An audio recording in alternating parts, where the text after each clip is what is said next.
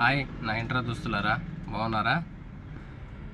నేను చాలా వీడియోస్లో అంటే మన ఎల్సీవీ వెహికల్స్ వీడియోస్ మన బ్రదర్స్ ఎవరైనా చేసినప్పుడు చాలామంది ఖాళీగా ఉన్నవాళ్ళు లేకపోతే జాబ్స్ రాని వాళ్ళు అన్న మేము వెహికల్ తీసుకోవచ్చా, వెహికల్ మెయింటెనెన్స్ ఎలా ఉంటుంది, కిరాయిలు ఎలా ఉంటాయి, మేము కొనాలనుకుంటున్నాం చెప్పి కామెంట్స్లో పదే పెడతా ఉన్నారు.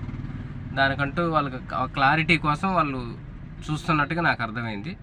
సరే, నాకు తెలిసిన వరకు నాకున్న అనుభవంలోంచి నేను కొన్ని విషయాలు షేర్ చేసుకోవాలనుకుంటున్నాను. ముఖ్యంగా రెండు ముఖ్య విషయాలు. ఒకటి, వెహికల్ యొక్క మెయింటెనెన్స్, ఈఎంఐ. రెండోది వచ్చేసి ఎలాంటి వారు తీసుకుంటే వెహికల్ని నడిపించగలరు, అది. ఈ రెండు ముఖ్య విషయాలు. వెహికల్ మెయింటెనెన్స్ వచ్చి ఫస్ట్ మెయింటెనెన్స్ కింద మనం ఏం మాట్లాడుకోవాలి? సర్వీస్ అంటే 3 నెలలకు ఒక సర్వీస్ పడవచ్చు. అది 3 నెలలకు ఒక సర్వీస్ అంటే 4500 అవుతుంది. మంత్లీ వచ్చి 1500 పడుతుంది మనకు ఖర్చు. సర్వీస్కి 1500 పడుతుంది. ఇన్సూరెన్స్ యావరేజ్గా 24,000 వేసుకున్నా అదొక 2,000 పడుతుంది. తెలంగాణలో అయితే రోడ్ ట్యాక్స్ 1100 నుంచి 1200 లోపు, 1200 వేసుకున్నాం, అదొక 400. సర్వీస్ ఒక నెలకి 1500, ఇన్సూరెన్స్ ఒక 2000, రోడ్ ట్యాక్స్ వచ్చి 400. అప్పుడు ఎంత అవుతుంది?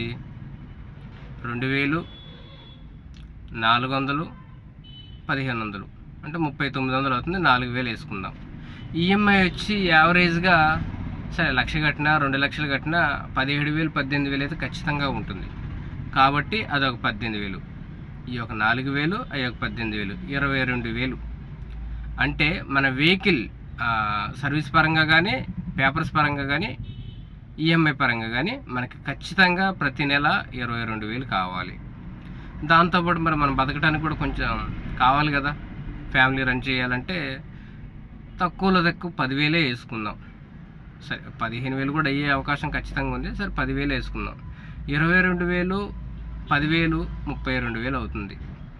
32,000 మన చేతికి రావాలి అంటే ఖచ్చితంగా మనం 50,000 పైనే తోలాలి.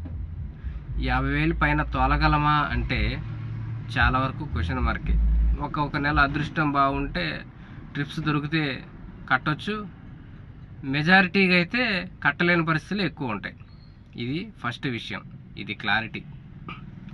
రెండో విషయం వచ్చి ఎవరు తిప్పగలరు, ఎలాంటి వాళ్ళకి వెహికల్ తీసుకుంటే సూట్ అవుతుంది, ఇది రెండో విషయం. ఈ రెండో విషయంలో ఖచ్చితంగా వెహికల్ తోలిన అనుభవం కనీసం 2 సంవత్సరాలు ఉండాలి. వెహికల్ ఎక్కడన్నా ఆగిపోయినప్పుడు అది ఎందుకు ఆగిందని కనీస నాలెడ్జ్ ఖచ్చితంగా ఉండాలి. ఎందుకంటే మనం రిపేర్లకు వెళ్ళినప్పుడు మెకానికల్ చేతిలోనో లేకపోతే వర్క్షాప్ వాళ్ళ చేతుల్లోనో మోసపోయే అవకాశం ఎక్కువగా ఉంటుంది. అది తర్వాత మనం చాలామంది అడ్డాలో పెట్టుకోనో లేకపోతే మామూలుగా మార్కెట్లో పెట్టుకోనో తోలుకుంటూ ఉంటారు. ఏదైనా కిరాయి చెప్తే వెళ్దామనే కాన్సెప్ట్లోనో చాలామంది ఉంటారు. కానీ అలా ఉండే వాళ్ళు ఏంటంటే గాల్లో దీపంలా ఉంటుంది, వస్తే రావచ్చు లేకపోతే లేదు. మేజర్గా ఏంటంటే ఏదన్నా కంపెనీ అటాచ్మెంట్, ఒక ఫ్యాక్టరీయో లేకపోతే ఏదన్నా కంటిన్యూగా బిజినెస్ అయ్యే వాళ్ళతో మనకి ఏమన్నా అట్లా ఉంటే, సంబంధాలు ఉంటే మనకి ఈజీ అవుతుంది. 40,000 వరకు మనకి నెలకు వచ్చే విధంగా ఉంటే మనం ధైర్యంగా వెహికల్ తీసుకోవచ్చు. మనం ఇందాక మాట్లాడుకున్నట్టు మన అవసరాలు ఖర్చులన్నీ కూడా వెళ్ళిపోతాయి, కాబట్టి ప్రాబ్లం లేదు. కానీ వచ్చిన కిరాయితోనే మనం తోలాలి, దాంట్లోనే అన్నీ ఎల్లదీయాలంటే మాత్రం చాలా వరకు కష్టమే. ఇక తోలే వాళ్ళ పరిస్థితి ఏంటని మీరు అడగవచ్చు. వాళ్ళంతే, ఇప్పుడు 12 నెలల్లో ఖచ్చితంగా ఒక 5-6 నెలలే వాళ్ళు ఆనందంగా తిరుగుతారు, కిరాయిలు దొరుకుతాయి, అన్నీ కట్టుకోగలరు.